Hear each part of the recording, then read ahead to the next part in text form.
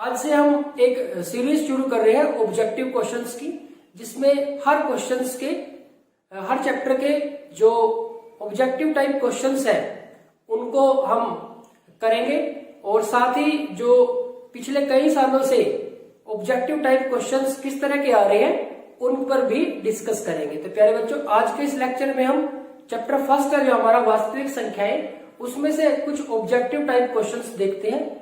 शुरू करते हैं आज का लेक्चर। प्यारे बच्चों, हमारे पास इसमें कहा गया है कि फर्स्ट क्वेश्चन है जो कि दी गई संख्याओं में से परिमेय संख्या है। तो हमें प्यारे बच्चों ये बताना है कि इनमें से कौन सी संख्या परिमेय संख्या है। जो संख्याएं दी हुई है कि इसमें से कौन सी परिमेय संख्या है। ए ऑप्शन में है वर्गमूल 3, बी ऑप्शन में है वर्गमूल 5, सी ऑप्शन में है वर्गमूल 3 और डी ऑप्शन में है वर्गमूल 4। तो प्यारे बच्चों, जैसा कि हमने चैप्टर 1 में हमारा एक महत्वपूर्ण क्वेश्चन है कि सिद्ध करें कि वर्गमूल 3 एक अपरिमेय संख्या है, या वर्गमूल 2 एक अपरिमेय संख्या है, या वर्गमूल 5 एक अपरिमेय संख्या है। तो प्यारे बच्चों, वर्गमूल 3 तो एक अपरिमेय संख्या है, इसी तरह से वर्गमूल 5 ये भी एक अपरिमेय संख्या है, वर्गमूल 2 ये भी एक अपरिमेय संख्या है। लेकिन वर्गमूल 4 से तो हमें 4 का वर्गमूल तो 2 होता है, तो 2 तो एक परिमेय संख्या है क्योंकि इसको हम 2/1 लिख सकते हैं। तो प्यारे बच्चों, यानी कि वर्गमूल 4 एक परिमेय संख्या है, यानी कि हमारा जो ऑप्शन डी है वो राइट ऑप्शन हो जाता है। ये हमारे पास क्वेश्चन नंबर फर्स्ट हो गया। तो प्यारे बच्चों, आपको इस तरह से सोचना है। सेकंड क्वेश्चन में कहा गया कि कौन सी संख्या परिमेय संख्या नहीं है। अब की बार हमें ये बताना कि कौन सी संख्या है जो परिमेय नहीं है। तो प्यारे बच्चों, ये हमें बताना कि इनमें से कौन सी संख्या परिमेय नहीं है। अगर वो परिमेय नहीं है तो वो कैसी संख्या होगी? अपरिमेय संख्या होगी। अपरिमेय संख्या। अब जो अपरिमेय संख्या होती है वो क्या होती है? Non repeating, non terminating. ना तो वो खत्म होती है और ना वो रिपीट होती है। दशमलव प्रसार जिसका ना तो खत्म होता है और ना ही रिपीट होता है। अब प्यारे बच्चों, अगर फर्स्ट की बात करें, अब देखो जब इसको दशमलव रूप में लिखा गया है तो ये खत्म हो गया, एक अंक के बाद खत्म हो गया। तो ये हमारे पास अपरिमेय संख्या नहीं हो सकती। देखो यहाँ पे थोड़ा ध्यान से समझना है कि यहाँ पूछा गया कि कौन सी संख्या परिमेय संख्या नहीं है। तो जो परिमेय संख्या नहीं है वो कैसी होगी? अपरिमेय संख्या। तो हमें इसमें से अपरिमेय संख्या छांटनी है। हमें क्या करना है? इसमें से अपरिमेय संख्या छांटनी है। अब 0.3, तो 0.3 यानी कि इसका दशमलव प्रसार कैसा आ गया? शांत आ गया। तो शांत आ गया दशमलव प्रसार, तो ये कैसी होगी? परिमेय संख्या होगी। तो ये तो आंसर नहीं हो सकता। अब देखो यहाँ पे जब इसको दशमलव रूप में लिखा गया है तो ये बार बार आ गया 0.66666, तो ये रिपीट कर गया। तो ना तो अपरिमेय संख्या होने के लिए क्या होना चाहिए? ना तो रिपीट करना चाहिए और ना ही टर्मिनेट होना चाहिए, ना ही खत्म होना चाहिए। यहाँ पे एक दशमलव के बाद रुक गया, समाप्त हो गया, और यहाँ पे रिपीट कर गया। तो ये रुकने की वजह से और ये हमारे पास किसकी वजह से? रिपीट होने की वजह से अपरिमेय संख्या नहीं हुई, यानी कि ये भी परिमेय संख्या, ये भी परिमेय संख्या। अब देखो प्यारे बच्चों, 22/7 ये तो p/q की फॉर्म में लिखी हुई है, तो ये भी परिमेय संख्या। तो हमारे पास क्या बचा? C option. तो ध्यान रखेंगे जो पाई है, पाई एक अपरिमेय संख्या है। ये एक बेहद महत्वपूर्ण क्वेश्चन हो जाता है कि पाई एक कैसी संख्या है। तो पाई कैसी संख्या है? पाई एक अपरिमेय संख्या है। तो यहाँ पे हमारा जो आंसर आ जाता है वो क्या आ जाता है? सी ऑप्शन राइट ऑप्शन हो जाएगा। अब प्यारे बच्चों, यहाँ पे आप देखेंगे कि थर्ड क्वेश्चन में कहा गया है कि यूक्लिड विभाजन परिमेय का a बराबर है bq जमा r। यूक्लिड विभाजन परिमेय का a बराबर है bq जमा r का प्रयोग करके 24 और 6 के लिए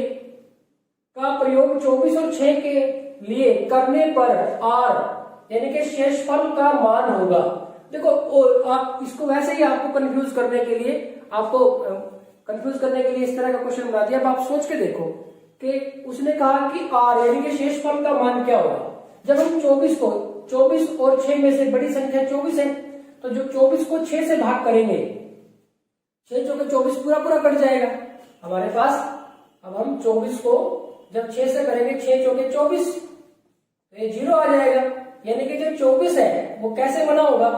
24 हमारे पास कैसे बना होगा? 6 × 4 = 0, यानी कि जो शेषफल है वो तो 0 है हमारे पास। तो आर हमारा शेषफल तो है, तो आर का मान कितना आ जाएगा 0। तो 4 0 1 6, तो 0 हमारे पास इसका राइट ऑप्शन हो जाएगा। तो ये हो गया हमारे पास थर्ड क्वेश्चन। फिर बच्चों इसके बाद है हमारे पास कि 60 को अभाज्य गुणनखंडों के गुणनफल के रूप में व्यक्त करने पर हमें प्राप्त होता है। जब हम 60 को अभाज्य गुणनखंडों के गुणनफल के रूप में लिखते हैं तो हमें क्या प्राप्त होगा। अब प्यारे बच्चों एक तो तरीका ये है कि आप इसको सोल्व कर ले पहले साइड में। अब आप दूसरा देखो, डायरेक्ट बिना सोल्व करे भी यहां से कैसे पता चल सकता है। अब देखो यहाँ पे ये जो 6 है ये अभाज्य संख्या नहीं है, यानी कि ये तो नहीं हो सकता क्योंकि ये 2 पे भी भाग हो रही है और 3 पे भी भाग हो रही है। इसी तरह से यहाँ पे जो 15 है ये भी हमारे पास अभाज्य संख्या नहीं है, ये 3 पे भी भाग हो रही है, ये 5 पे भी भाग हो रही है। और यहां से देखो इसके बारे में सोचो एक बार, 2 की शक्ति 2 है, यानी कि ये 2 गुना 3 गुना 5 है। अब देखो ये भी अभाज्य संख्या, ये भी अभाज्य, ये भी अभाज्य, ये भी अभाज्य है। अब ये देख लो इनकी गुना 60 बनती है कि नहीं, तो 60, 2 दूनी 4, 4 की 12, 12 पंजे 60, यानी कि ये सही है। तो सी हमारा राइट ऑप्शन हो गया। दूसरा तरीका क्या हो सकता है इसका प्यारे बच्चों, आप इसके अभाज्य गुणनखंड बना लें जैसे हम बनाते हैं। तो जैसे 60 है हमारे पास, सबसे पहले हम किस पे चेक करेंगे 2 पे, तो ये 30 आ जाएगा, फिर 2 पे ये 15 आ गया, फिर ये 3 पे 5 आ गया और ये फिर 5 पे 1 आ गया। तो 60 को हम लिख सकते हैं 2 गुना में 2 गुना में 3 गुना में 5, और 2 गुना में 2 यानी कि 2 की शक्ति 2, 2 की शक्ति 2, 3 गुना में 5। तो ऐसे भी आप कर सकते हो, 2 की शक्ति 2 गुना में 3 गुना में 5, ऐसे भी आप इसको कर सकते हो, आपकी मर्जी है। आप शॉर्ट तरीके से करना चाहें तो शॉर्ट तरीके से कर सकते हैं। आगे बढ़ते हैं।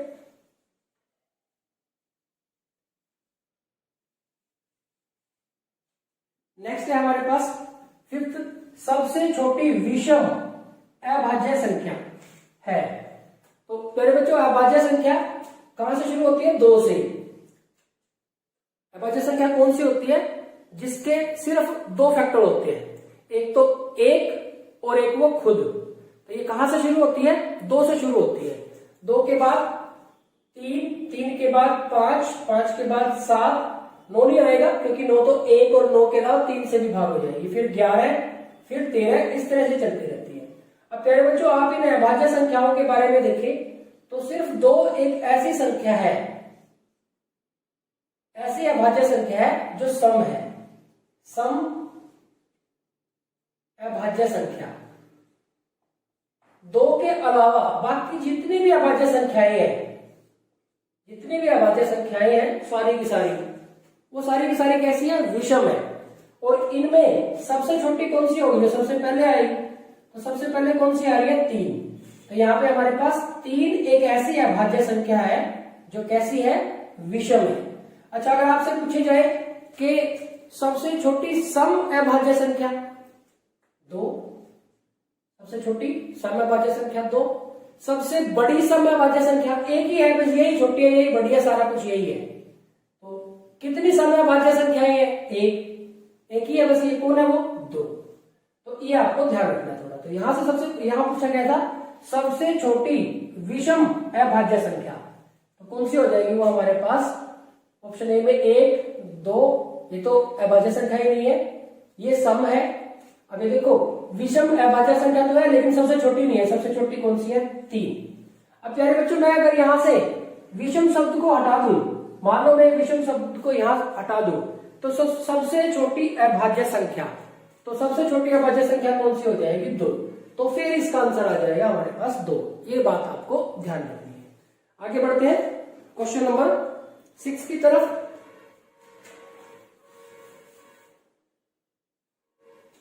तो प्यारे बच्चों क्वेश्चन नंबर 6 में कहा गया 72 और 120 का एलसीएम ज्ञात करना है। तो एलसीएम हमें ज्ञात करना है, तो आप 72 और 120 को अलग अलग भी कर सकते हैं और एक में करना चाहे तो एक में भी कर सकते हैं।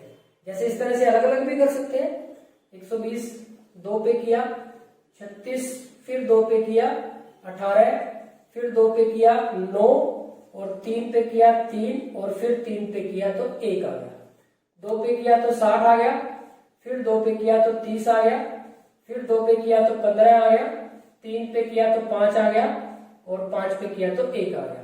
तो यहां से देखो आप, हम 72 के लिए क्या लिख सकते हैं, 2 गुना 2 गुना 2 गुना 3 गुना में 3, 2 गुना 2 गुना 2 3 गुना 3। और 120 के लिए हम क्या लिख सकते हैं, 2 गुना 2 गुना 2 गुना में 3 गुना में 5। तो यहाँ पे एलसीएम यहाँ थोड़ा सा शूट करें, देखो इससे 1 2 मिल जाएगा, फिर इससे भी 1 2 मिल जाएगा, इससे भी 1 2 मिल जाएगा, इन दोनों से 1 3 मिल जाएगा और बाकी कुछ भी कॉमन नहीं है तो 3 और 5 हम लिख देंगे। तो 2 दूनी 4, 4 दूनी 8, 8 दिया 24, 24 दिया 72, 72 पंजे, 72 की 5 से करनी है, 5 दूनी 10, 0 हासिल 1, 5 सत्ते 35 और 1 36, 360।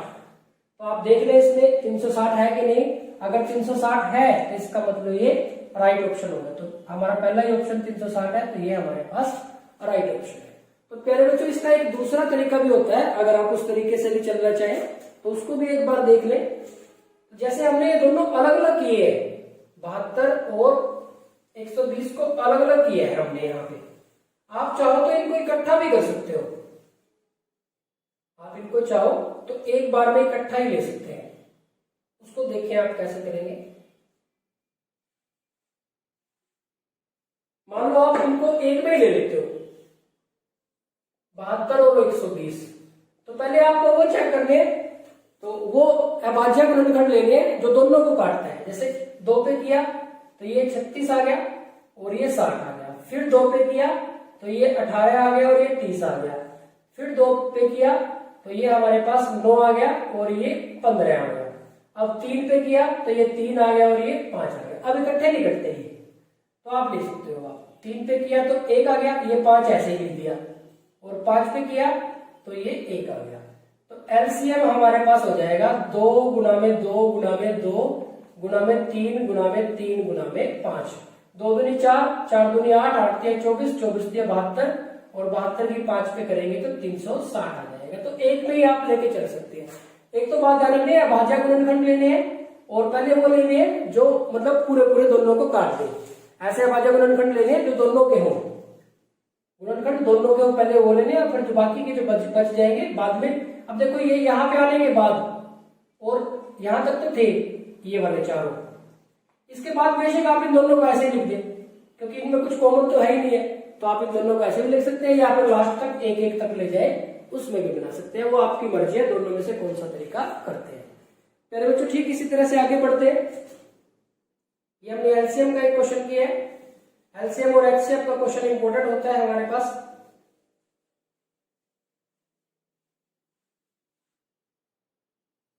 नेक्स्ट एक क्वेश्चन है कि 36 और 30 का एचसीएफ ज्ञात करें। तो एचसीएफ का मतलब हाईएस्ट कॉमन फैक्टर, तो सबसे बड़ा कॉमन फैक्टर, तो उसके लिए भी आप इन दोनों को एक में ही ले सकते हैं। 36 और 30 है तो पहले 2 पे दोनों कैंसिल हो जाएंगे, तो ये 18 आ जाएगा और ये हमारे पास कितना आ जाएगा, 15 आ जाएगा। अब ये कितने पे कैंसिल हो जाएंगे, 3 पे हो जाएंगे दोनों, 3 6 18 और 3 5 15। अब दोनों इकट्ठे किसी पे होंगे नहीं, एक के अलावा और किसी पे नहीं होंगे, तो एचसीएफ सीधा ही 2 गुना में 3 6 इसका एचसीएफ आ गया। आप दोनों को अलग अलग करके करना चाहें तो दोनों को अलग अलग करके भी कर सकते हैं, 36 के लिए अलग कर ले और 30 के लिए अलग कर ले।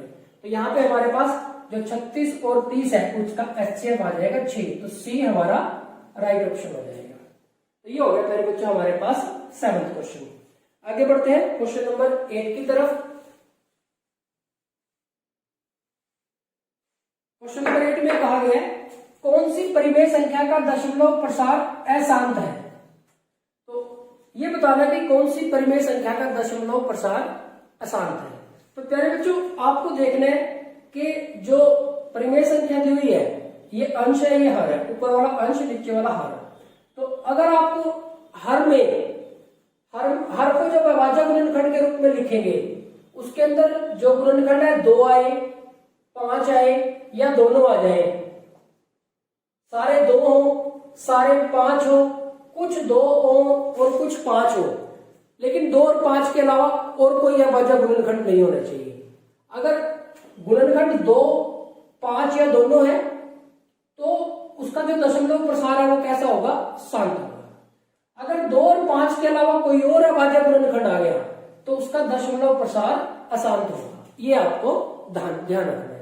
रिपीट कर रहा हूं प्यारे बच्चों कि परिमेय संख्या का दशमलव प्रसार शांत कब होगा, जब उसका जो हर है उसको जब अभाज्य गुणनखंड के रूप में लिखोगे, जो अभाज्य गुणनखंड है वो या तो 2 हो या 5 हो या 2 और 5 दोनों हो, कुछ 2 हो और कुछ 5 हो।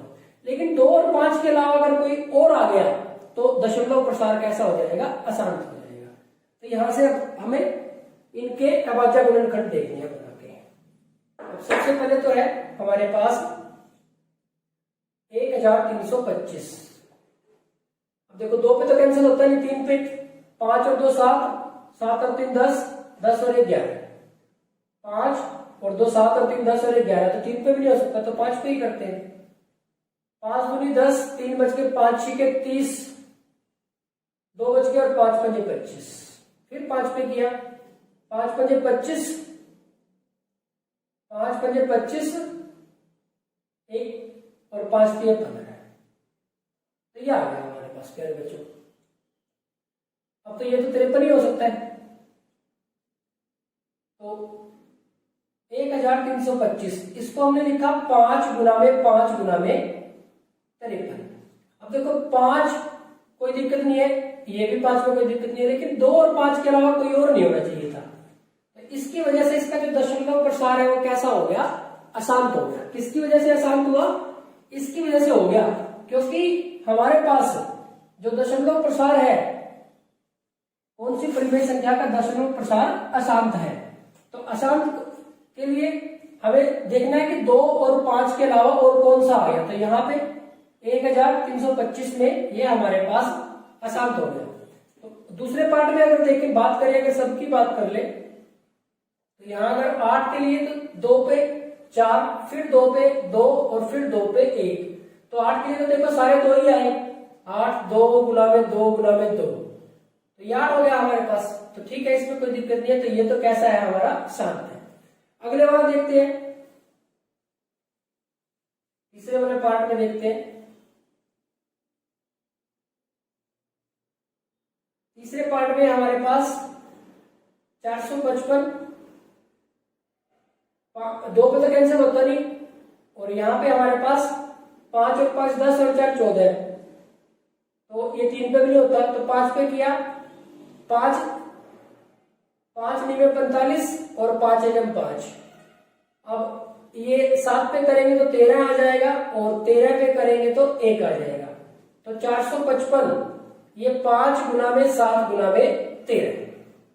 अब देखो ये भी 5 के अलावा 7 और 3 आ गया, यानी कि इसका दशमलव प्रसार भी अशांत है और इसका दशमलव प्रसार भी अशांत है। आगे इसको देखते हैं। 1600 के लिए 1600। अब 2 पे किया तो 800 आ गया, फिर 2 पे किया तो 400 आ गया, फिर 2 पे किया तो 200 आ गया, फिर 2 पे किया तो 100 आ गया, फिर 2 पे किया तो 50 आ गया, फिर 2 पे किया तो 25 आ गया, फिर 5 पे किया तो 5 आ गया और 5 पे किया तो 1 आ गया।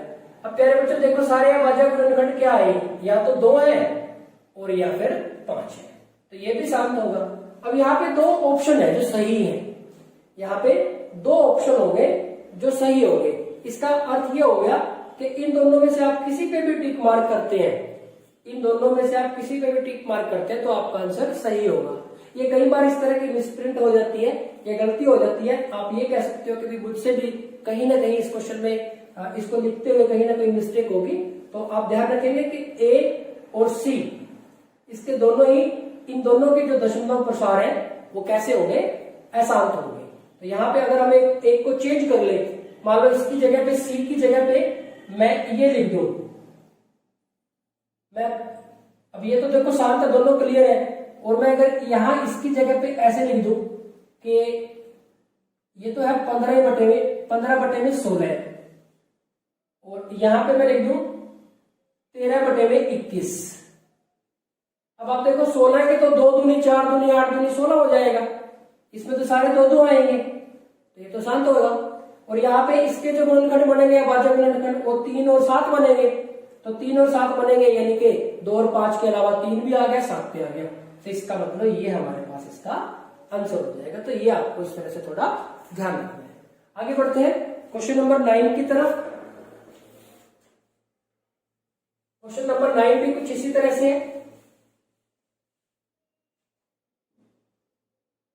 क्वेश्चन नंबर 9 में कहा गया है शांत दशमलव प्रसार वाली संख्या है, वो संख्या बतानी है कि जिसका दशमलव प्रसार शांत है। ए में है 29/343। 343 को अगर हम करें 343 2 पे नहीं होगा, 3 पे, 3 और 4 7 और 3 10, 3 पे भी नहीं होगा, 5 पे नहीं होगा, 7 पे चेक करते हैं। 7 चौके 28 और 7 9 में 63, फिर 7 पे किया और फिर 7 पे किया, तो 343 के लिए आ गया 7 गुना में 7 गुना में 7। तो ये तो आसान तो होगा भाई, क्योंकि 2 और 5 के अलावा दूसरे आ रहे हैं अभाज्य गुणनखंड यहाँ पे, तो ये तो आसान है। इसमें देखो 2 की शक्ति 3 यानी कि 2 गुना 2 गुना 2 और 5 की शक्ति 2, तो 5 की शक्ति 2 ठीक है, 2 आ रहा है और 5 आ रहा है और तो कोई नहीं आ रहा है। इसका मतलब ये तो सही है, इसका दशमलव प्रसार शांत होगा, यही पूछा गया था। और 455 इसका अभी किया था हमने, ये 5 पे जा रहा है, 5 9 में 45, 5 एकम 5 और 7 पे किया तो 13 और 13 पे किया तो 1, तो 5 7 और 13, 7 और 13 की वजह से इसका जो दशमलव प्रसार है वो क्या है, अशांत है। और यहाँ पे इनमें से कोई नहीं, तो बी हमारा बन रहा है, तो बी हमारा राइट ऑप्शन है। तो आगे बढ़ते हैं, एक इंपॉर्टेंट क्वेश्चन सोचना पड़ेगा आपको। 2 क्रमागत प्राकृतिक संख्याओं का HCF होता है। 2 क्रमागत प्राकृत संख्याओं का 2 क्रमागत प्राकृत संख्याओं का HCF होता है। कोई से भी 2 ले ले, जैसे 1 और 2 ले ले, 4 और क्रमागत मतलब लगातार, 4 और 5 ले ले, 10 और 11 ले ले, कोई से भी ले ले, तो इनमें कोई भी फैक्टर कॉमन हो ही नहीं सकता एक के अलावा। तो 2 कोई सी भी लगातार प्राकृतिक संख्याएं हो, उनका जो HCF होगा वो हमेशा क्या होगा, 1 होगा। यह आपको ध्यान रखना है, क्योंकि उनमें कोई फैक्टर कॉमन आ ही नहीं सकता एक के अलावा। कोई सी भी 2 ले ले आप, 4 और 5 लिया तो इनमें से कोई फैक्टर कॉमन ही नहीं हो सकता। 4 के इस तरह से बनाओ और 5 के बनाओ, कुछ कॉमन आने का ही नहीं एक के अलावा। तो कोई सी भी 2 लगातार प्राकृतिक संख्याएं हैं, तो उनका जो HCF होगा, ध्यान से प्यारे बच्चों बहुत इंपॉर्टेंट क्वेश्चन है, कि उनका जो HCF होगा वो 1 होगा, और अगर उनका LCM पूछे तो उन दोनों की गुणा होगी।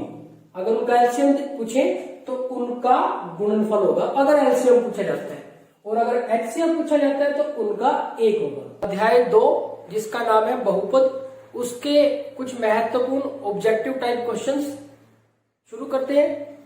फर्स्ट क्वेश्चन है हमारा कि घात 2 के बहुपद को डैश बहुपद कहते हैं।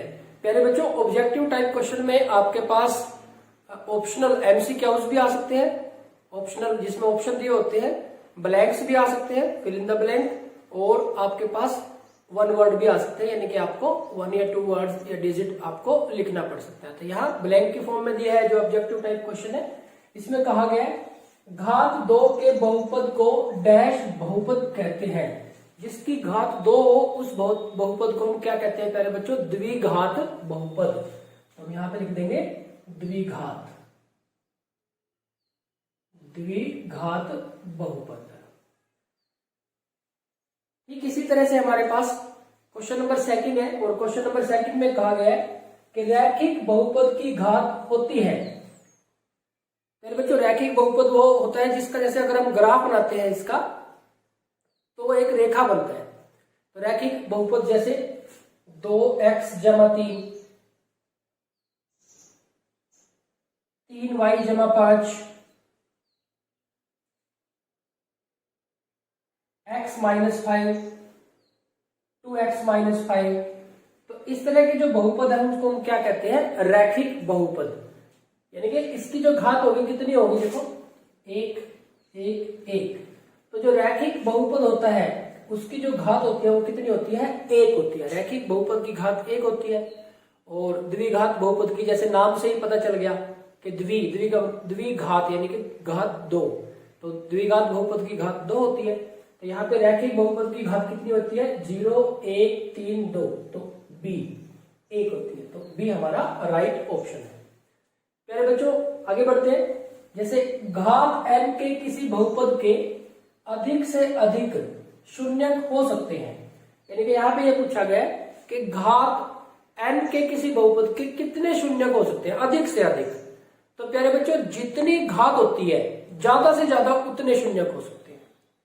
जितनी घात होती है, जैसे रैखिक बहुपद है, घात 1 है, तो इसका ज्यादा से ज्यादा 1 शून्यक हो सकता है। द्विघात बहुपद है तो ज्यादा से ज्यादा 2 शून्यक हो सकते हैं।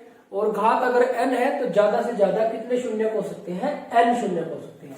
तो यहाँ ऑप्शन में दे रखा है n2, n+1, n और n-1। तो सी हमारा राइट ऑप्शन हो जाएगा। आगे बढ़ते हैं प्यारे बच्चों। बहुपद x² - 2x - 8 के शून्यकों का योगफल है।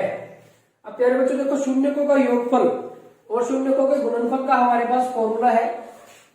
अब हमारे पास जैसे अगर हम माने बहुपद द्विघात बहुपद लिखे ax² - bx - c, तो इसमें जो शून्यकों का योगफल होता है, शून्यकों का योगफल क्या होता है?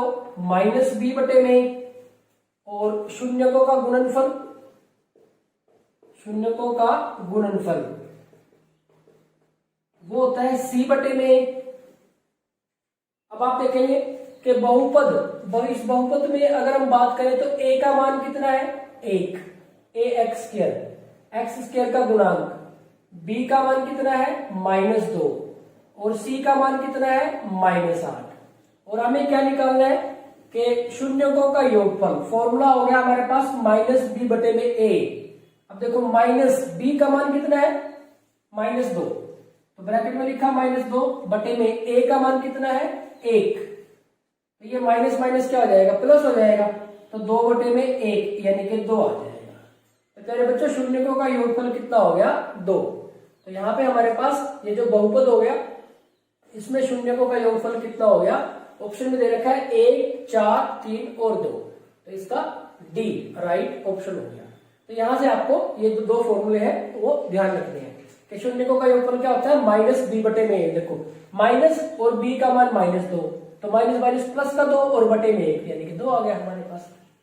ठीक इसी तरह से क्वेश्चन नंबर 5 है हमारे पास कि बहुपद 4x² - 8x के शून्यकों का योगफल है। तो यहाँ पे शून्यकों का योगफल फिर एक बार पूछ लिया है। अब आप देखेंगे कि यहाँ पे देखो a का मान, a क्या हो? जो x² का गुणांक है 4, b जो x का गुणांक है 8, और c जो कांस्टेंट टर्म है ही नहीं इसमें।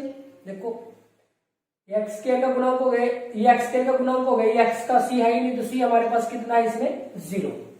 तो शून्यकों का योगफल कितना हो जाएगा इस क्वेश्चन के लिए? -b बटे में a, तो माइनस के 8 और बटे में 4। देखो b का मान है 8, तो माइनस तो लगाना ही है, -8 बटे में 4, तो कैंसिल करेंगे तो ये -2 आ जाएगा। तो प्यारे बच्चों इसका हमारे पास जो ऑप्शन आ जाएगा, a में 0 है, b में -2 है, c में 3 है और d में 2 है। तो हमारे पास इसका जो आंसर है वो क्या आ जाएगा? b -2। प्यारे बच्चों अगर इसी क्वेश्चन का गुणनफल भी पूछा होता, मान लो इसका गुणनफल पूछ ले इस क्वेश्चन के लिए, तो गुणनफल क्या होगा? c बटे में, c कितना है? 0, और a कितना है? 4, तो 0 बटे में 4, 0 बटे में 4 यानी कि 0। तो शून्यकों का जो गुणनफल होगा इस क्वेश्चन के लिए, शून्यकों का जो गुणनफल होगा वो कितना होगा? 0 होगा। तो इस तरह से गुणनफल का भी फॉर्मूला आप लगा सकते हैं अगर गुणनफल पूछा जाए तो। आगे बढ़ते हैं क्वेश्चन नंबर 6 की तरफ। क्वेश्चन नंबर 6 में है हमारे पास, यदि किसी बहुपद के शून्यकों का योगफल 5 है, योगफल 5 है और गुणनफल 6 हो तो बहुपद होगा। क्या दे रखा है? योगफल दे रखा है और गुणनफल दे रखा है, तो बहुपद हमें ज्ञात करना है। तो प्यारे बच्चों बहुपद का फॉर्मूला क्या होता है? जब योगफल दे रखा हो और गुणनफल दे रखा हो तो बहुपद कैसे बनाते हैं? x² माइनस शून्यकों का योगफल, शून्यकों का योगफल, शून्यकों का योगफल इसके साथ x प्लस शून्यकों का गुणनफल, शून्यकों का गुणनफल। इस तरह से हम बहुपद बनाते हैं। इसको पहले बच्चों शॉर्ट में कैसे लिखते हैं, x square minus S x plus P. अब यहां पे एस है शून्यकों का योगफल। अब देखो शून्यकों का योगफल कितना है, 5, यानी कि एस का मान कितना है, 5, और पी है शून्यकों का गुणनफल। तो पी का मान कितना है, गुणनफल कितना है, 6, तो पी का मान हमारे पास है 6। तो यहां पे रख देंगे, इसमें कितना आ जाएगा, x square minus 5x plus 6। तो प्यारे बच्चों ये इसका आंसर हो जाएगा, x square minus 5x plus 6। X square plus का 5x है, हमारे पास माइनस 5x है, तो ये तो नहीं हो सकता, यहाँ पे भी प्लस का है, तो x square minus 5x plus 6, तो ये हो जाएगा। तो सी इसका राइट ऑप्शन हो जाएगा। तो प्यारे बच्चों ये हो गया हमारे पास क्वेश्चन नंबर 6। आगे बढ़ते हैं नेक्स्ट क्वेश्चन की तरफ, क्वेश्चन नंबर 7 की तरफ। अगर हम क्वेश्चन नंबर 7 की बात करें तो क्वेश्चन नंबर 6 की तरह से ही है, बस थोड़ा सा चेंज कर दिया गया है।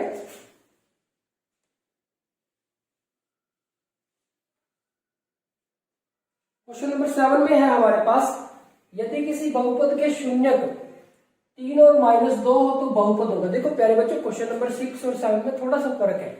यहाँ पे जो हमारे पास बहुपद बनाने का सूत्र है वो है x square minus S x plus P. इसमें जो एस है वो शून्यकों का योगफल है और जो पी है वो शून्यकों का गुणनफल है। तो क्वेश्चन नंबर 6 में तो शून्यकों का योगफल और गुणनफल दे रखा था, लेकिन अब की बार तो क्वेश्चन नंबर 7 में तो शून्यक दे रखे हैं कि किसी बहुपद के शून्यक 3 और -2 है। शून्यक क्या है, 3 और -2, ये तो शून्यक है। कितने, 3 और -2, तो शून्यकों का योगफल कितना हो जाएगा, शून्यकों का योगफल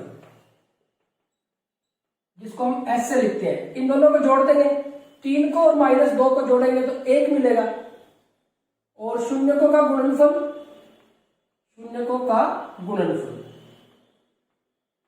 इन दोनों की गुणा कर देंगे तो p मिल जाएगा हमें। शून्यकों का गुणनफल गुणा करनी है, 3 की और -2 की गुणा करेंगे तो माइनस के 6 आ जाएगा, और इसमें रख दो। अब हमें s का भी पता चल गया और अब हमें p का भी पता चल गया। देखो एक्स स्क्वायर, यहां से हमें मिल जाएगा एक्स स्क्वायर माइनस s का मान 1 है, तो यहां पे 1x लिखेंगे, और p का मान है -6, तो 1x को तो हम सीधे ऐसे लिख देते हैं, x square minus x minus 6। तो यार तो पहले बच्चों ध्यान से सारे जैसे सही नजर आएंगे आपको। तो एक्स स्क्वायर माइनस एक्स और -6, x square minus x minus 6, तो पहला ही इसका जो ऑप्शन है वो सही हो जाएगा। तो पहले बच्चों देखते हैं चैप्टर 3 के लिए कुछ महत्वपूर्ण ऑब्जेक्टिव टाइप क्वेश्चन। यहाँ पे क्वेश्चन नंबर 1 में कहा गया है कि यदि x बराबर है 1, यानी कि x का मान 1 है, y बराबर है 2, y का मान 2 है, तो 5x जमा 3y का मान होगा। हमें किसका मान निकालना है, 5x जमा 3y। अब प्यारे बच्चों देखो 5 x की जगह पे रख देंगे 1, 5x का मतलब 5 की x के साथ गुना, तो x की जगह पे 1 जमा 3 गुना में y का मान कितना है 2, y की जगह पे रख देंगे 2। तो देखो 5 एकम 5 और ये प्लस और 3 दूनी 6, तो 5 और 6 हमारे पास कितना आ जाएगा 11। तो इसका आंसर आ जाएगा 11। तो ये हमारे पास ऑप्शन दिए हुए थे, A 11, B 8, C 13 और D इनमें से कोई नहीं, तो हमारे पास 11 हो गया, यानी कि जो A ऑप्शन है वो इसका राइट ऑप्शन है। तो पहले बच्चों आगे बढ़ते हैं क्वेश्चन नंबर 2 की तरफ। इसमें कहा गया कि यदि राकेश की वर्तमान आयु x वर्ष है, राकेश की वर्तमान आयु x वर्ष है, तो 5 वर्ष बाद राकेश की आयु डैश वर्ष होगी। प्यारे बच्चों इसको जैसे समझना है, मान लो राकेश की वर्तमान आयु 13 वर्ष है, तो 5 वर्ष बाद कितनी होगी उसकी आयु, 13 में 5 प्लस कर दो, कितनी हो जाएगी 18 वर्ष। मान लो राकेश की आयु 7 वर्ष है, तो 5 वर्ष बाद कितनी होगी, 7 प्लस 5 12 वर्ष हो जाएगी। अब देखो राकेश की आयु कितनी है x वर्ष, तो 5 वर्ष बाद कितनी हो जाएगी, इसमें 5 जोड़ देंगे हम, तो x प्लस 5 हो जाएगी, तो यानी ये हो जाएगा हमारे पास x प्लस 5। तो पहले बच्चों एक बात ध्यान रखेंगे कि ऑब्जेक्टिव टाइप क्वेश्चंस में आपके पास ऑप्शन वाले क्वेश्चन भी आ सकते हैं, ब्लैंक्स भी आ सकते हैं और वन वर्ड भी आ सकते हैं, यानी कि आपको एक दो वर्ड या एक दो डिजिट जिसमें लिखने पड़े। यहाँ पे स्टूडेंट कई बार क्या गलती कर देते हैं, जैसे राकेश की आयु x वर्ष है तो 5 वर्ष बाद 5x लिख देते हैं। तो 5x का मतलब तो 5 की x के साथ गुना है, 5 गुना है इसका मतलब। तो 5 साल बाद कितनी आयु होगी उसकी, 5 और जुड़ जाएंगे। मान लो किसी भी व्यक्ति की आयु, वर्तमान आयु कुछ भी है, तो उस 5 वर्ष बाद कितनी होगी, 5 और जुड़ जाएंगे उसमें वर्ष, और 5 साल पहले 5 वर्ष उसमें से कम हो जाएंगे। बस इतनी सी बात है, लेकिन गुना नहीं करना। गुना का मतलब है 5 और x की गुना, 5x का मतलब 5 की और x की गुना है, तो ऐसा नहीं करना। अगर बाद की पूछी जाए तो प्लस करना है उतना, और अगर पहले की पूछी जाए तो उतना माइनस करना है। तो ये आपको ध्यान रखना है। पहले बच्चों तीसरे क्वेश्चन की तरफ बढ़ते हैं। तीसरे क्वेश्चन में कहा गया राम की आयु x वर्ष है, राम की आयु है जो x वर्ष है।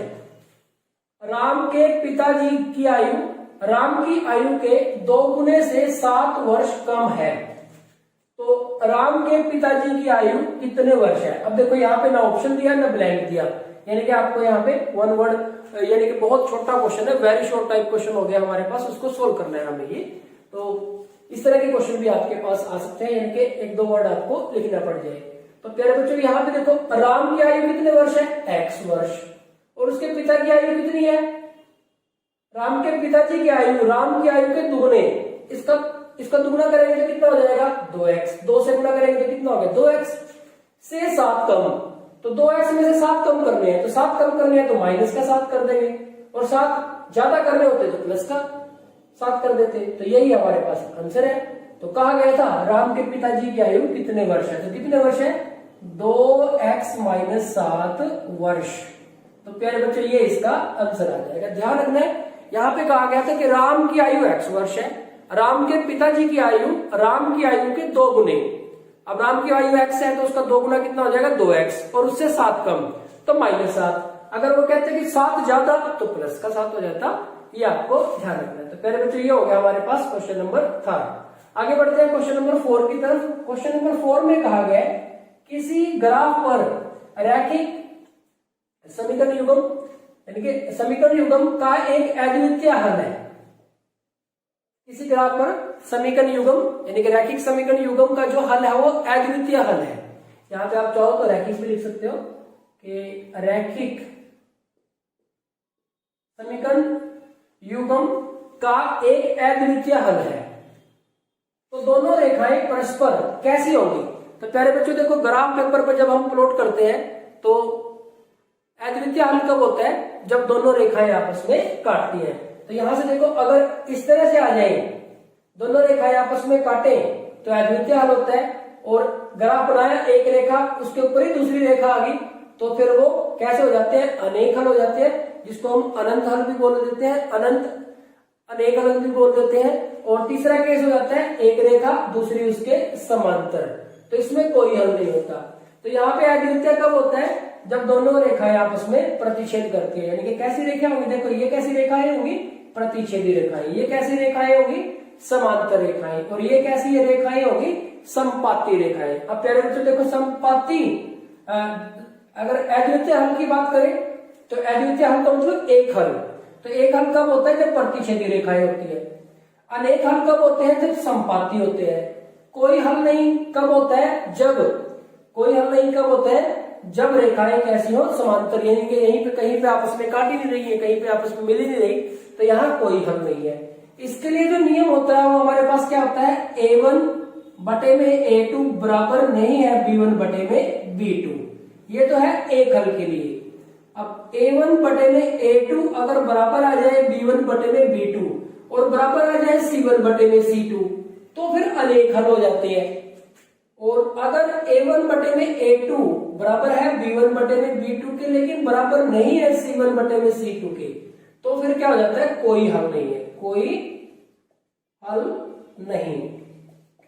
ये हमारे पास एक हल के लिए होगा, एक हल, या जिसको हम अद्वितीय हल बोलते हैं। और ये वाला केस हो गया अनेक हल के लिए, अनेक हल। अब यहाँ पे कहा गया था कि कैसे है अद्वितीय हल है, यानी कि एक हल है, तो एक हल है यानी कि दोनों एक पॉइंट पे एक दूसरे को काटेंगे, यानी कि कैसी रेखाएं होगी, प्रतिच्छेदी रेखाएं। तो कैसी रेखाएं होगी, प्रतिच्छेदी रेखाएं। देखो इसमें लिखा है प्रतिच्छेदी रेखाएं, तो बिल्कुल सही है, यही हमारा आंसर है। समांतर रेखाएं, समांतर रेखाएं तो तब होगी ग्राफ जब उनका कोई हल नहीं है, और संपाती रेखाएं अनेक हल है, इनमें से कोई नहीं। तो ये हमारे पास जो फर्स्ट है इसका राइट ऑप्शन है। आगे बढ़ते हैं क्वेश्चन नंबर 5 की तरफ। ये भी एक ऐसे ही क्वेश्चन है, दो चरों वाले रैखिक समीकरण युग्म के अनेक हल हो गए। पहले तो ग्राफ के हिसाब से पूछा, अब की बार कंडीशन के हिसाब से पूछा है। तो अनेक हल कब होते हैं प्यारे बच्चों, जब दोनों रेखाएं एक दूसरे के ऊपर हो, यानी कि संपाती हो। संपाती हो यानी कि यहाँ लिखा था हमने कि सारे के सारे आपस में बराबर हो, सारे अनुपात बराबर है, यानी कि A1 बटे में A2 बराबर है B1 बटे में B2 बराबर है C1 बटे में C2। तो चार ऑप्शन दे रखे, बराबर A1 बटे में A2 बराबर नहीं है B1 बटे में B2, ये तो अद्वितीय हल के लिए या एक हल के लिए। यहाँ पे A1 बटे में A2 बराबर है B1 बटे में B2, लेकिन बराबर नहीं है C1 बटे में C2 के, तो ये तो समांतर रेखाओं के लिए है, यानी कि कोई हल नहीं है। तो ये हमारे पास A1 बटे में A2 बराबर है B1 बटे में B2 बराबर है C1 बटे में C2। C हमारा राइट ऑप्शन है अनेक हल के लिए। नेक्स्ट है प्यारे बच्चों हमारे पास छठे क्वेश्चन में कहा गया के किस मान के लिए समीकरण युग्म। तो दो समीकरण युग्म दे रखे हैं, 4x जमा ky जमा 5 बराबर है 0 तथा 2x जमा 3y जमा 7 बराबर है 0 का एक अद्वितीय हल हो। तो अद्वितीय हल की कंडीशन का आपको पता होना चाहिए प्यारे बच्चों। अब देखो अद्वितीय हल कब होता है प्यारे बच्चों, हमारे पास अद्वितीय हल होता है, अद्वितीय हल कब होता है, जब A1 बटे में A2 बराबर नहीं है B1 बटे में B2। अब देखो A1 ये B1 ये C1, ये A2 B2 और C2। अब देखो A1 है हमारे पास 4 बटे में A1 B1 C1 A2 B2 C2, और इसके बटे में लिख दिया 2। देखो अद्वितीय हल है, बराबर नहीं है क्या, B1 है हमारे पास K और B2 है हमारे पास 3। तो आर पार अगर हम गुना करें तो 2K बराबर नहीं है, 4 12 और K बराबर नहीं है 12 बटे में 2, काट दिया हमने, तो K बराबर नहीं है 6K। तो K का मान 6 नहीं होना चाहिए, तो ये हमारे पास आंसर आ गया। तो उसने कहा कि K के किन मानों के लिए समीकरण युग्म का एक अद्वितीय हल होगा। तो इन मानों के लिए बस K 6 नहीं होना चाहिए, बाकी कुछ भी हो, सभी मानों के लिए अद्वितीय हल हो गया, बस K 6 नहीं होना चाहिए। 6 हो गया तो फिर अद्वितीय हल नहीं होगा, यानी कि बराबर नहीं है, ये जरूर निकाले, क्योंकि बराबर अद्वितीय हल के लिए कंडीशन क्या है, बराबर नहीं है। ठीक मेरे बच्चों, इसी तरह से हमारे पास क्वेश्चन नंबर 7 है। 7 में कहा गया है कि रैखिक समीकरण युग्म x जमा y बराबर है 6 और x माइनस वाई बराबर है 2 को हल करने पर x और y का मान होगा। तो हमें x और y का मान ज्ञात करना है। तो बिल्कुल आसान सा क्वेश्चन है प्यारे बच्चों। अब यहाँ पे देखो, एक तो आपके पास क्या है, x प्लस वाई बराबर है 6 और एक है x माइनस वाई बराबर है 2। x प्लस वाई बराबर है 6 और x माइनस वाई बराबर है 2। तो जब देखो यहां तो पहले ही ये प्लस का ये माइनस का, तो इनको सिंपल ऐसे ही कैंसिल कर दोगे। x और x कितने हो गए, 2x और 6 और 2 कितने हो गए 8। तो 2x बराबर है 8, x बराबर है 8 बटे में 2, 8 बटे में 2 कितना आ जाएगा 4। तो x का मान तो आ गया 4, इसमें रख दो। तो 4 जमा y बराबर है 6, y बराबर है 6 माइनस 4 यानी कि 2। तो x का मान तो 4 है और y का मान 2 है। x 4 y 2, x 2 y 2 ये नहीं हो सकता, x 4 y 2 ये ठीक है भी हमारे पास x 4 y 2, c में x 3 y 3 और d में x 2 y 4, यानी कि हमारा b है जो राइट ऑप्शन है। प्यारे बच्चों यहाँ पे देखो एक दूसरा तरीका भी होता है, आप x की जगह पे 2 और y की जगह पे 2 रखें। इसमें देखो 2 और 2, x भी 2 और y 2, 2 और 2 तो 4 होते हैं, यहाँ तो 6 लिखा हुआ है, यानी कि ये तो गलत हो गया। अब इस पे आ जाओ, x की जगह पे 4 रखा और y की जगह पे 2, 4 और 2 6, बिल्कुल सही है। लेकिन दोनों चेक करने हैं, पहले वाला समीकरण भी और दूसरे वाला भी। अब देखो x की जगह पे 4 और y की जगह पे 2, 4 माइनस 2 बराबर है 2, यानी कि सही हो गया, दोनों कंडीशन सेटिस्फाई होगी तो बी हमारा आंसर होगा। इसमें चेक करके देखोगे सही नहीं आएगा, 3 और 3 6 तो देखो 3 और 3 6 तो हो गए, लेकिन 3 माइनस 3 तो 0 होता है, 2 तो नहीं होता, तो इसमें से गलत हो गया। यहाँ पे 2 और 4 x 2 y 4, 2 और 4 6 तो हो गए, लेकिन 2 माइनस 4 तो माइनस 2 होता है, तो ये भी गलत हो जाएगा हमारे पास। तो इस तरह से देखते हैं चैप्टर 4 के कुछ महत्वपूर्ण प्रश्न, और इसमें कहा गया है कि फर्स्ट क्वेश्चन है कि निम्नलिखित समीकरणों में से कौन सा द्विघात समीकरण है। तो पहले बच्चों द्विघात, जिसकी घात 2 है, जिसकी शक्ति 2 है, सबसे बड़ी शक्ति जिसकी 2 है उसको हम द्विघात समीकरण कहेंगे। तो यहाँ पे हमारे पास हमें पता है कि जो मानक द्विघात समीकरण होता है वो क्या होता है, ax² जमा bx जमा c बराबर है 0। तो ये लेते हैं हम, a 0 नहीं होता तो ax² जमा bx जमा c बराबर है 0, तो ये लेते हैं। अब देखो x की जो शक्ति 2 है वो देखनी है हमें, 2 से ज्यादा ना हो। अब यहां से x² माइनस 5x जमा 6 बराबर है 0, तो ये बिल्कुल सही है, ये हमारा द्विघात समीकरण है। अगले वाले में देखें तो यहाँ पे x³ आ गया, यानी कि ये द्विघात नहीं है, त्रिघात है, घात इसकी 3 है, इसको बोलते हैं त्रिघात समीकरण। सी ऑप्शन की बात करें तो इसमें है x प्लस 5 बराबर है 0। अब इसमें देखो घात 1 है, तो इसको बोलते हैं रैखिक समीकरण। तो ये भी आपको पता होना चाहिए कि ये रैखिक समीकरण है, ये द्विघात समीकरण है और ये त्रिघात। तो यहाँ पे हमारा जो फर्स्ट आंसर है, ऑप्शन है, वो राइट ऑप्शन है। क्वेश्चन नंबर 2 की तरफ बढ़ते हैं। पहले बच्चों इसमें कहा है कि द्विघात समीकरण के मूल वास्तविक होंगे। तो पहले बच्चों अगर हम बात करें द्विघात समीकरण की, ax² जमा bx जमा c बराबर है 0, तो मूल वास्तविक मूलों की प्रकृति ज्ञात करने के लिए हम d निकालते हैं, व्युत्कर निकालते हैं। d क्या होता है, b² माइनस 4ac। अब इसके 3 केस होते हैं। अगर हमारा b² माइनस 4ac ये 0 से बड़ा है तो मूल होते हैं वास्तविक और असमान, यानी कि अलग अलग आएंगे दोनों मूल। और अगर हमारा b² माइनस 4ac आ जाए 0 के बराबर, ये d है हमारा d, अगर ये 0 के बराबर आ जाए तो होते हैं मूल वास्तविक और समान। यहां पे असमान है, यहां पे समान, एक जैसे दोनों, 2 ही मूल होंगे। द्विघात समीकरण है तो ज्यादा से ज्यादा 2 मूल हो सकते हैं। और अगर b² माइनस 4ac छोटा आ जाए 0 से छोटे का मतलब माइनस, इसको सोल्व करने पे माइनस आ जाए, तो कोई वास्तविक मूल नहीं, कोई वास्तविक मूल नहीं, कोई वास्तविक मूल नहीं होगा इस केस में।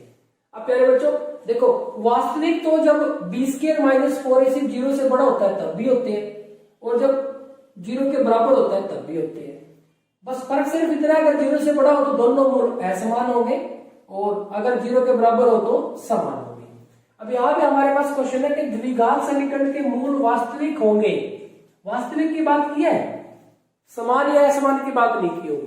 तो यहाँ पे वास्तविक कब होते हैं, जब 0 से बड़ा होता है तब भी वास्तविक होते हैं, और जब 0 के बराबर होता है तब भी वास्तविक होते हैं। अगर 0 से छोटा यानी कि माइनस का हो तो वास्तविक नहीं होते हैं। तो पहला ऑप्शन है कि b² माइनस 4ac 0 से बड़ा है, तो ये तो बिल्कुल सही है। दूसरे ऑप्शन में कहा है कि b² माइनस 4ac 0 के बराबर है, तो ये भी सही है। तो दोनों में से हम किसको करें, आगे देखते हैं। c b² माइनस 4ac 0 से छोटा है, ये तो नहीं हो सकता, ये तो गलत है। अब फोर्थ में क्या कहा है, डी ऑप्शन में कहा गया है कि ए और बी दोनों, यानी कि ए वाला भी और बी वाला भी दोनों सही है, तो बात बिल्कुल सही है, ए भी सही है और बी भी सही है। तो हमें असल में हमारा जो सही आंसर होगा वो क्या होगा, डी। प्यारे बच्चों ये आपको ध्यान रखना है कि यहाँ पे कि ए भी सही है बी भी सही है, और इन दोनों को, क्योंकि दोनों ही होने चाहिए, 0 के बराबर भी हो सकता है और 0 से बड़ा भी हो सकता है। यहाँ 0 से बड़ा आ गया, बराबर तो है नहीं यहाँ पे, यानी कि पूरी बात ये सही नहीं है। 0 के बराबर है लेकिन इसमें बड़ा नहीं आया, पूरी बात ये भी सही नहीं है। यहाँ पे देखो बड़े वाला भी आ गया और 0 के बराबर भी आ गया, यानी कि दोनों आ गए, यानी कि असल में हमारा जो डी है वो राइट ऑप्शन है। तो इसका आंसर आ जाएगा डी। तो प्यारे बच्चों आपको यह ध्यान रखना है कि इसका जो आंसर है वो क्या है, डी है, इसका राइट ऑप्शन डी है। आगे बढ़ते हैं क्वेश्चन नंबर 3 की तरफ। क्वेश्चन नंबर 3 में कहा गया है कि दो संख्याएं ज्ञात कीजिए जिनका योगफल 27 है, जिनका योगफल 27 है और गुणनफल 182 हो। तो ऐसी दो संख्याएं ज्ञात करनी है जिनको जब जोड़े तो कितना आए, 27 आए, और जिनकी जब गुना करें तो कितना आए, 182 आए। देखो इस तरह के क्वेश्चन में प्यारे बच्चों टाइम वेस्ट नहीं करना। यहां देखो आप 15 और 12 कितना हो गया, 27। तो 15 और 12 की गुना कर दो, बस 27 चाहिए था, जोड़ तो 27 आ गया, गुना और चेक कर लो। 15 की 12 के साथ गुना करेंगे जब हम 15 दूनी 30 की 0 हासिल 3, 15 के 15, 15 और 3 18, ये तो 180 आएगा। यहां से गुना करेंगे 15 की और 12 की गुना आप यहां पे कर सकते हैं। 15 की और जब 12 की हमने गुना की तो ये हमारे पास 180 आ गया, तो ये नहीं हो सकता। अब 13 और 14 ये भी हमारे पास 27 होते हैं, और 14 की और 13 की गुना करें तो ये देखते हैं हमारे पास कितना आएगा, 2 8 182। तो गुणनफल कितना चाहिए था, 182। तो बिल्कुल सही आ गया बी हमारा, दोनों ही बातें सही होगी। योगफल 27 हो गया और गुणनफल 182 होगा। अब देखो 22 और 5 27 तो हो गए, लेकिन गुना करेंगे 5 दूनी 10, 10 की 0 हासिल 1, 10 और 11, तो ये तो 110 बनेंगे गुना तो ये भी नहीं हो सकता। यानी कि बी हमारा क्या है, राइट ऑप्शन है। अब चलो बच्चों यहाँ पे फोर्थ क्वेश्चन की तरफ बढ़ते हैं। फोर्थ क्वेश्चन में कहा गया है कि द्विघात समीकरण का विविधकर होगा, डिस्क्रिमिनेंट निकालना है, डी निकालना है। अब प्यारे बच्चों डी का ये फॉर्मूला होता है हमारे पास, यहाँ लिखा हुआ है डी। अब डी बी का मान देखो कितना है, ये बी का मान है यहाँ पे, ए का मान कितना है 2, बी का मान कितना है -7 और सी का मान कितना है 3। ध्यान रखेंगे बी कितना है -7, तो यहाँ पे -7 का स्क्वायर -4 गुना में ए का मान 2 है और सी का मान 3 है, तो डी ये 49 हो गए, -4 दूनी 8, 8 या 24, तो डी 49 में से 24 गए तो कितने आ जाएंगे हमारे पास, 25 आ जाएंगे। तो डी का मान आ गया 25। तो चेक कर ले यहाँ पे किसमें, ए में 15, बी में 35, सी में 5 और डी में 25। तो डी हमारा राइट ऑप्शन हो जाएगा। चलिए बच्चों आगे बढ़ते हैं क्वेश्चन नंबर 5 की तरफ। क्वेश्चन नंबर 5 में कहा गया है कि समीकरण 2x² - 7x जमा 3 के मूलों का योगफल होगा। क्या निकालना है हमें, मूलों का योगफल। तो मूलों का योगफल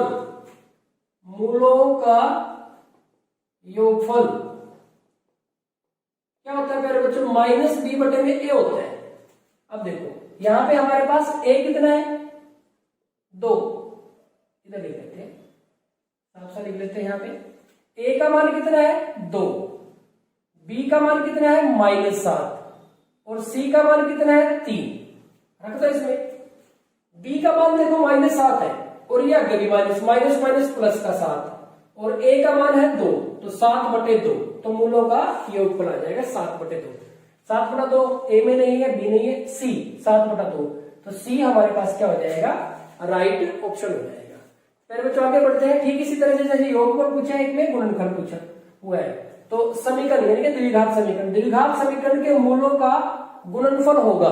तो द्विघात समीकरण में से पहले a b c लिख लो। a हमारे पास 3 है, b का मान हमारे पास -2 है और c का मान हमारे पास -1। तो a b c आ गया हमारे पास। अब हमें क्या करना है, इसका मूलों का गुणनफल। तो क्या लिखेंगे कि मूलों का गुणनफल क्या होता है प्यारे बच्चों, c बटे में होता है। c का मान -1 है, -1 और a का मान हमारे पास 3 है, तो -1 बटा 3। तो चेक कर ले हमारे पास -2 बटा 3, 2 बटा 3, -1 बटा 3 और 1 बटा 3, तो -1 बटा 3। यहाँ पे -1 बटा 3 आया था, यानी कि सी हमारे पास राइट ऑप्शन है। पहले बच्चों एक और क्वेश्चन देखते हैं, 7th क्वेश्चन।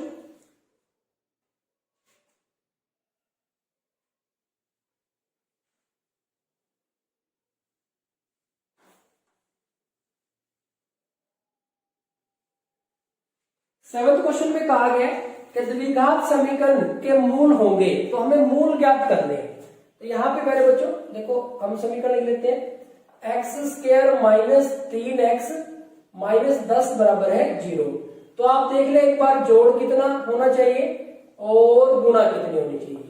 तो यहाँ पे देखो जोड़ कितना होना चाहिए हमारे पास -3 और गुना देखो इसके आगे तो 1 लगा हुआ है, 1 की -10 के साथ करेंगे तो -10, तो जोड़ -3 चाहिए और गुना 10 चाहिए। गुना 10 सोच लो 5 और 2 से, 5 दूनी 10, जोड़ -3 है तो इसको मैं माइनस का ले लेता हूं। अब देखो जोड़ेंगे तो -3 हो जाएगा और गुना करेंगे तो -10 हो जाएगा।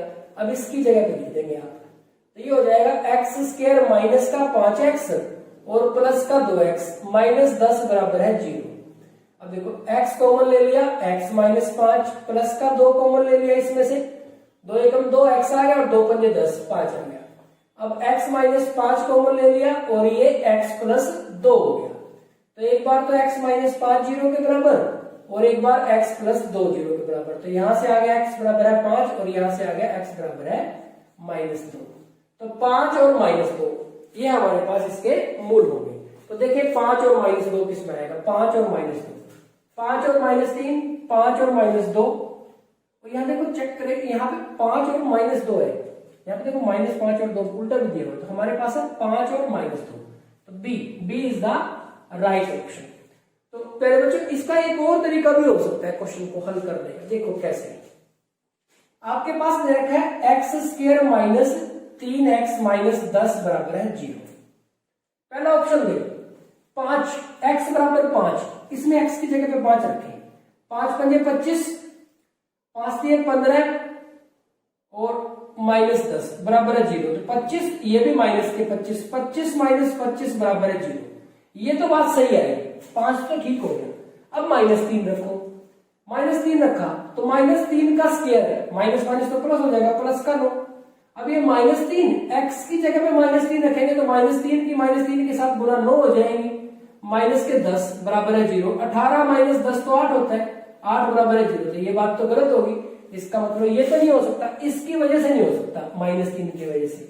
अब दूसरे पे आ जाओ, x बराबर है 5, ये तो हमने चेक कर लिया तो सही है।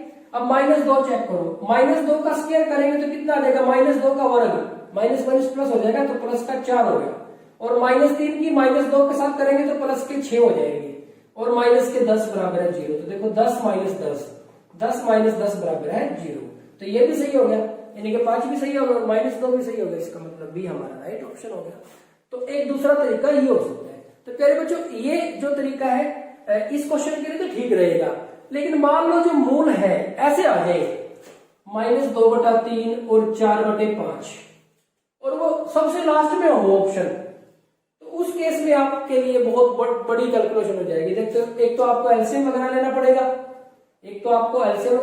और कैलकुलेशन भी पहले ये भी करने पड़ेंगे, ये भी और फिर यहाँ जाके पता चलेगा आपको कि 4th है। और यहाँ कोई छोटी मोटी मिस्टेक होगी तो उससे भी गड़बड़ हो जाएगी, आपको पता ही नहीं चलने का। यहाँ पे मान लो देखो आपसे कोई मिस्टेक हो जाती है कि आपका वो इसके अंदर ही ना कहीं हो, तो फिर आप दोबारा से चेक करेंगे। तो अगर बटे वाले हो, आपके पास मूल जो बटे वाले हो, फिर तो यही तरीका ठीक रहता है। और अगर इस तरह से क्वेश्चन है तो आप इस तरीके से भी कर सकते हैं, इस तरीके से भी कर सकते हैं, जिस तरीके से आपको ठीक लगता है उस तरीके से आप कर सकते हैं। तो प्यारे बच्चों ये हो गए हमारे पास चैप्टर 4 के कुछ महत्वपूर्ण प्रश्न। आज के इस वीडियो लेक्चर में इतना ही। प्यारे बच्चों लगातार प्रैक्टिस करते रहिए।